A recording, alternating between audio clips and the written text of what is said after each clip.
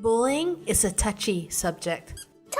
Most people have gotten bullied sometime or another in their life, and most of the time it's because their bullies have this whole butt ton of emotional issues that they decide to take out on an undeserving victim. If you're a bully that's watching this, I don't like you, and you should stop. Just stop.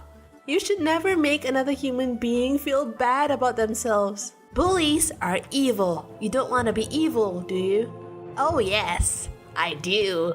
Shame. Well, what? Shame. This story happened back when I was in primary school. I think I was around 9 years old at the time. My mom wanted to do her PhD in the UK, so we packed up and moved from Malaysia to Scotland. Yeah. Quite a big shift, am I right? The big cultural difference was a lot to get used to, especially for a kid. I mean, it took me a while just to comprehend the heavy Scottish accents. At one point, I even convinced myself that perhaps they weren't even speaking English at all. I'm so sorry. No offense to any Scots that are watching this. I actually developed a Scottish accent of my own along the line, but back to the story.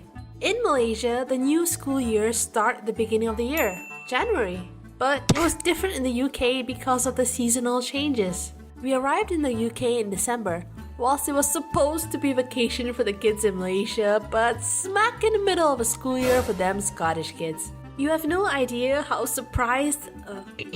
unpleasantly surprised I was. You've read the title of this video. You can guess what happened next. Being the new kid isn't the best thing in the world, and you often end up on the sharp end of the stick. I was bombarded with questions of all sorts, and I innocently thought this whole Q&A session meant I was slowly making friends. Psst, wrong! You're from Malaysia, eh? Ain't that a third world country? What? No, it really isn't. Third world country. Ain't that mean you have lice? No, I wash my hair every day. Not everyone in Asia has lice. Oh wow, you have a weird accent? You look funny. To be honest, I wasn't too sure how to react to all of this, so most of the time I didn't. You would think that my lack of expression would make them lose interest in me, but nope. Just to add to my misery, at that time my mother used to cut my hair really short. Imagine a bowl cut. Yeah, that. And this gave them yet another reason to pick on me. Hey, are you a boy or a girl? A girl. Hey, is that a boy or a girl? Maybe it's both. They used to keep asking me this question repeatedly, even though they obviously knew the answer. And it was almost a daily thing that they kept tormenting me with. It came to a point that I didn't even want to make friends anymore. I just wanted to be left alone. I used to hide away during break and recess times. Just anything to get away from their mocking questions. There was one point where I got really lonely, and I came up with the idea to draw some friends instead. At that time, I loved Pokemon. I used to spend my time at home catching them all on my Game Boy. Know where this is going? Yep. I drew lots of Pokemon friends and had a really wild imagination to top it all off. I drew myself going on all kinds of adventures with my Poke friends. The fire types are always my favorite. And thus began my journey as an artist. I remember back then I used to have sketchbooks full of my stories. Instead of hiding away during recess like I usually did, I made the bold step to just sit outside on one of the benches, completely exposed to enemy attacks. But surprisingly, none came.